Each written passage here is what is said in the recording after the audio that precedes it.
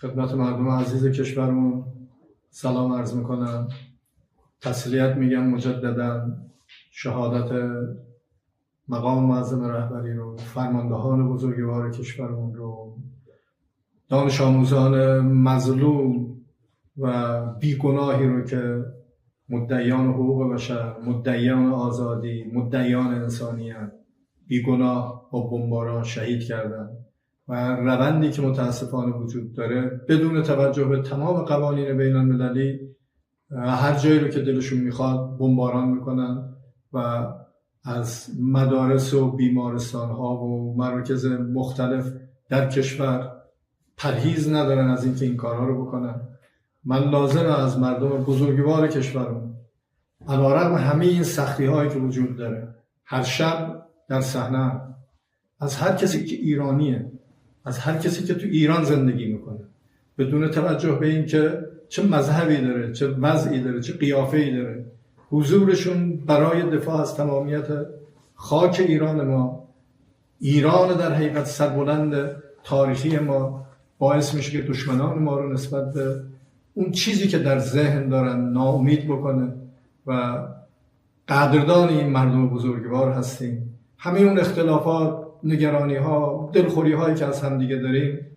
اعتقاد من بر اینه و باورم بر اینه امروز باید همه اینا رو کنار بذاریم. همه باید دست به دست هم بدیم و از آب و خاک و سرزمین خودمون با قدرت دفاع کنیم و تا پای جان ایستادیم تا ایرانمون رو سربلند از این بحرانی که هست بیرون بکشیم و اینکه ما بدون قید شرط بخوایم تسلیم بشیم، یه چنین خوابی رو اینا باید با خودشون به گور ببرن. آنچه که ما باش پایبندیم قوانین بین المللی است، چارچوب‌های انسانی است و اون اصولی که اینا دم ازش میزنن اصولا باید به همون پایبند باشن و حق و حقوق همه کشورها رو و طبیعتا ایران ما رو اینا حق ندارند نادیده ببینن. من اینجا لازم از کشورهای همسایه که مورد حمله قرار گرفتن از طرف ایران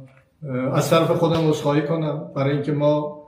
این روند و اوضاعی که اتفاق افتاد، فرماندهان ما، رهبر ما، عزیزان ما در حقیقت جان خودشون رو از دست دادن به خاطر تجاوز وحشیانه‌ای که داشت و نیروهای مسلح ما، قهرمانانی که جان بر کفن و زندگیشون کف دستشون گذاشتن که از تمامیت ارضی دفاع کنن،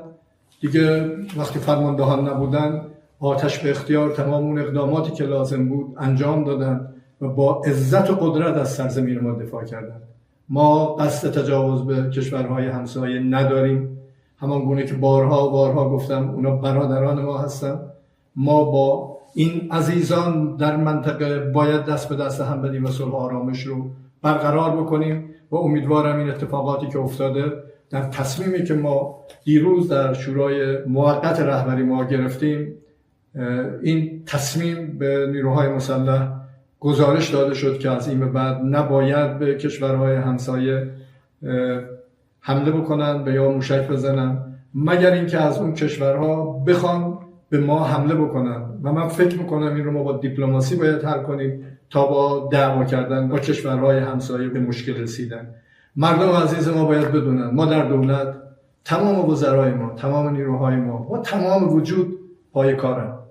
تا جایی که دست ما بر بیاد کوتاهی نخواهیم کرد. ما خدمتگزار این مردمیم، ما تلاش خواهیم کرد که هیچ مشکلی از طرف ما برای مردم عزیز ما به وجود نیاد، ولی واقعیت این است که جنگ است و ما خودمون رو برای یک جنگ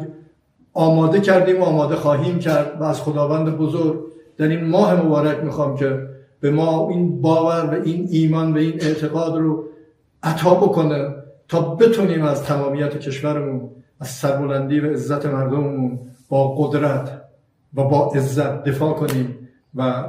برای آیندگان درسی باشه که ایرانیان در تمام صحنه‌هایی که نیاز باشه با هم، ما باید با هم باشیم و امیدوارم کشورهای همسایه‌ام که یه سری از گروه‌ها و یا جناح‌ها در فکر اینن که از این فرصت بخوان به خاک ما حمله کنن،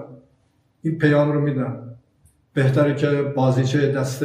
امپریالیسم نشن. ممکنه ما با هم اختلاف داشته باشیم، ممکنه ما با هم گلایه‌هایی داشته باشیم، ولی الان به پشتیبانی از اسرائیل که نسل کشی داره میکنه و آمریکا که داره قلدری میکنه، حضور اینها برای همیشه یک رنگ بی عزتی، بی غیرتی، نمیدونم چجوری بگم،